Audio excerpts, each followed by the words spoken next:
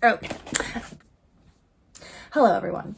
I wanted to do like a vlog of me reading this book, kind of for motivation, and then I wanted to do like a reading the biggest book that I own vlog because I thought it'd be interesting. This is technically a collection of 5 short stories, but even still, like this, no, you know, I'm not interested in reading big books. I'm used to 300 to 350 pages of romance.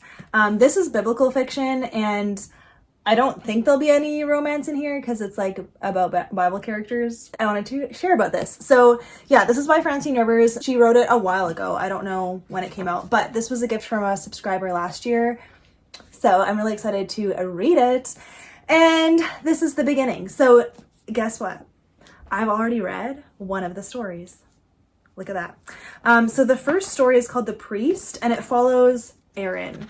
And Aaron is Moses's brother. So basically this is following them in Egypt in captivity.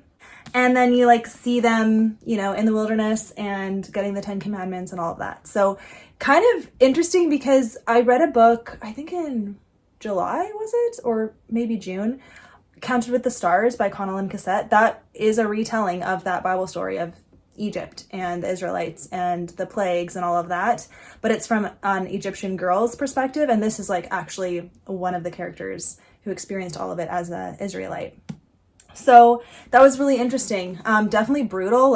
Francine is okay with details of how tough real life is, but that's what I love about her writing. So yeah, so I am now on the second story called The Warrior, and it follows Caleb. I'm excited to learn about Caleb and see what's up with him. But I'm really excited to read Jonathan's story because I think it's the Jonathan who's best friends with David, So yeah, but this is my motivation. So this, I'm not planning to read just this for this video for however long it takes me to read it. I am going to just film the same way that I did with Wistress. I'm just gonna film whenever I read, whenever I have an update, and then it might take longer than a month. I don't know, but I'll check in every time that I have something to share. For now, I just really value these kind of books because it just gives me a kind of a fresh look at a Bible character and at the Bible, and it really inspires me to read the Bible. So that's why I love it. And it kind of goes along with where I feel this month is going in terms of my reading, and I shared about that in my September TBR. So link it down below if you haven't seen it, but yeah, that is everything. Goodbye from me and my scab. Whoa, I'm on a roll. I might as well film this is the 3rd video, okay? But this is just an update for this vlog. So here we go. Hello. I'm reading The Warrior novella, so the second one. I'm on page 166, and honest thoughts right now, it's not as good as a Lineage of Grace for me. Let me get a Lineage of Grace. Okay. So, these two are companions kind of because this is about 5 women, this is about 5 men. They kind of pair up nicely together. Gorgeous covers, This I read years ago, long time ago, and absolutely loved it. Loved the writing, loved the women, everything. This book, I'm not into it. Can I be honest right now? Not into it, not 5-star level. I'm a little let down, not gonna lie. I am very curious though. So I read Aaron, now I'm reading Caleb, then there's Jonathan, Amos, and Silas. Amos, that feels so random, I don't even know. But Silas is in the New Testament, so I wonder if I'll like that better. But I also am highly anticipating Jonathan because he's buds with David, which is cool, and Jonathan's just a cool character in the Bible, But I don't care. I don't care what's happening with Caleb because also Caleb in particular feels very not from the original. Why do I care about Caleb? Sorry. And even Aaron, I was what a whiner baby, okay? And now Caleb, he's trying, but all the characters around him suck, and poor Caleb, And I'm not enjoying it. Okay. But the good thing is I found audiobooks for all 5 of the dudes. So I'm going to listen to the audiobook. And that's actually what I've been doing with Caleb. And the narrator's really good. Like, it almost feels like I'm listening to a story. Wow. Like, it feels like I'm listening to a movie. Okay? Like, I can picture it in my head. It feels very, like, atmospheric and whatever. So it's an enjoyable audiobook, but at the same time, I'm not invested in these characters at all, or in the storyline. So yeah. And they're still, like, in captivity in Egypt with Caleb. Is that even, what? Like, I don't know. But actually, at the beginning of this, Francine Rivers did put a note, which I feel like is worth to say. Bible scholars differ in their opinions as to whether the Caleb whose genealogy is listed in 1 Chronicles 2 is the same Caleb who scouted out the promised land with Joshua in Numbers 13. Okay, so, and then she says, for the sake of this story, I'm going to assume they are the same person. So if she didn't do that, then there wouldn't be a story because there wouldn't be enough source material. So I feel like that's also why it feels kind of like, what? Who is this? Why do I care? All the things. Yeah. And also in this story, his name isn't Caleb, it's something else. Let me see if I can find it. Oh yeah, Kelubai. Kelubai. Oh, right there. Kelubai. So those are just my honest thoughts. And I'm in a mood today, so I'm like more willing to like say my thoughts that might be a little less put together. But I just want to be honest here, you know?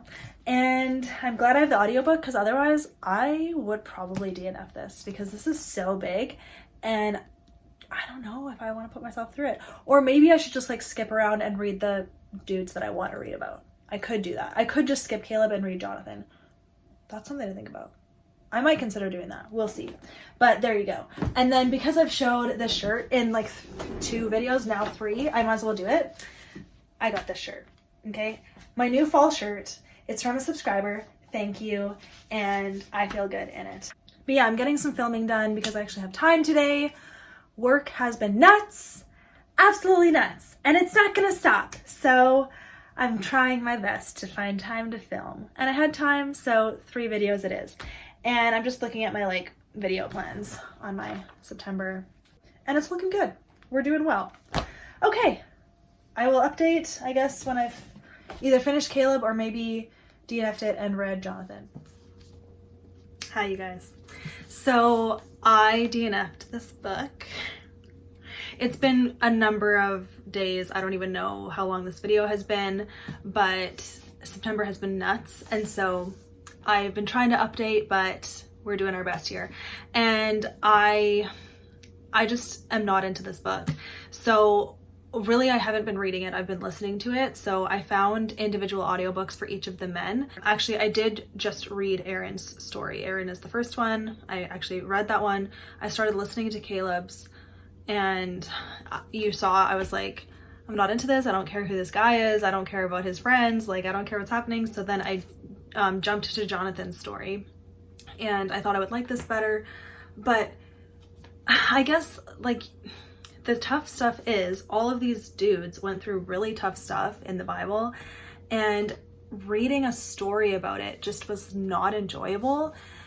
And then I just like didn't feel connected to the characters. It just felt like kind of some dry historical fiction. And I kind of explained a bit of this in my review on Goodreads of why I DNF'd it. But yeah, I just like found the writing like kind of boring. So that's really sad because I wanted to like make this fun video and like show you guys and like promote this book. But if historical fiction is hard for you anyways, which it is for me, this will not be your friend because it didn't have the same like compelling characters that most of Francine Rivers' books have. I just like wasn't into it. So I'm gonna DNF it.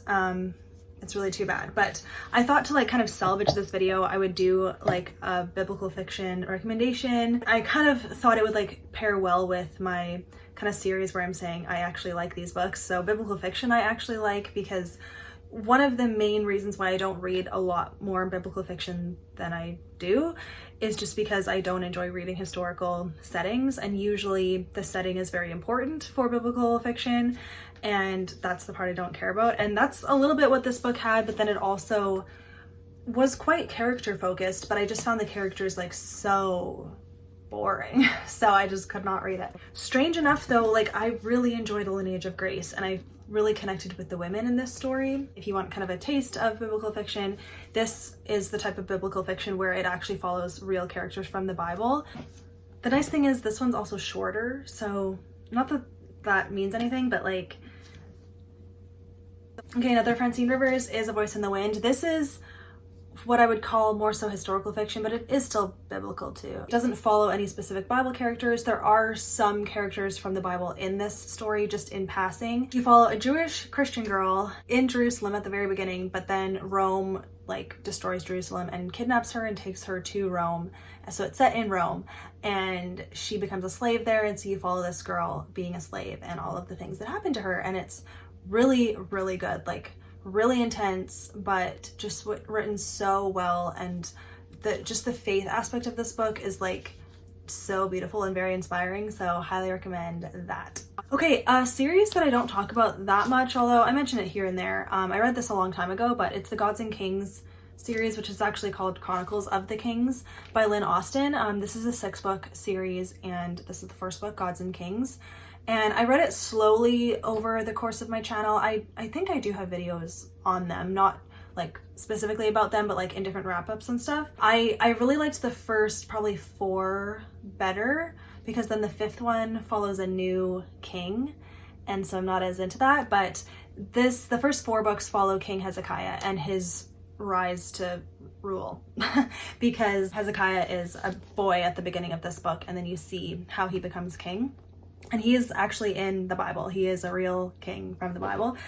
So it's kind of set between the books of 1st and 2nd Kings and 1st and 2nd Chronicles. It's definitely very, like, I would say historical heavy, but like there was something about the characters, and I'd never read anything like this before, so I just found it very interesting. Definitely some hard stuff that happens. Books 5 and 6 are definitely my least favorite, and I feel like you could skip them if you wanted to, so yeah, but still would recommend, like, if you want a new perspective on this king, because like I kind of just gloss over him when I actually read the Bible, because I'm like, he's just another king, whatever. But like seeing his life personified here, and the way Lynn Austin brought in different faith topics, I thought it was so well done. And yeah, so if you love biblical fiction, you'll probably love this. If you're like on the fence about it, maybe give this a try, you might end up liking it. Another author that is very popular is Tessa Afshar, and I also really like her books. I've read 4 of them, I believe, and 3 of them I gave 5 stars. So I'll recommend the 3 that I gave 5 stars because they're the best. The first book I ever read by her was In the Field of Grace, and this is a Ruth retelling, so it is fully set around the book of Ruth, and it starts and ends with that story, and I just loved it. I loved reading about Ruth, seeing her life, and then the kind of like romance with Boaz. It just worked. Like, it wasn't cheesy, and it made me want to go read Ruth again. I just thought it was a really like well packaged story, and I thought it was really interesting, and it worked for me. So I definitely recommend that one. And then also Land of Silence, this book. This follows the woman with the issue of blood in the New Testament. So good. Definitely like the actual scene from the Bible of her touching Jesus's robe is close to the very end of this book. Like, you follow her whole life of like what happened to her, her life choices, all of that. And the whole time I'm like, where is this going? How is she gonna get to Jesus? And then there's a certain point where I'm like, are we gonna get to Jesus? Like, what's going on? And I was like very invested, so highly recommend for that reason. Okay, and then the other 5-star that I gave was Thief of Corinth, and this one is fun because it doesn't follow like a specific Bible story, but it just is set in kind of the Acts times. So you follow this girl. Her parents are separated and her mom has remarried, and the girl doesn't really like the new guy, and they kind of want to, I think they want to like marry her off or something, and she really doesn't want to, of course. So I think she runs away and she goes to find her dad, and her friend her guy friend, helps her go find her dad in Corinth. Yeah, Corinth. Wow. And so I don't know if she finds him. I think she does, actually. It's been a while.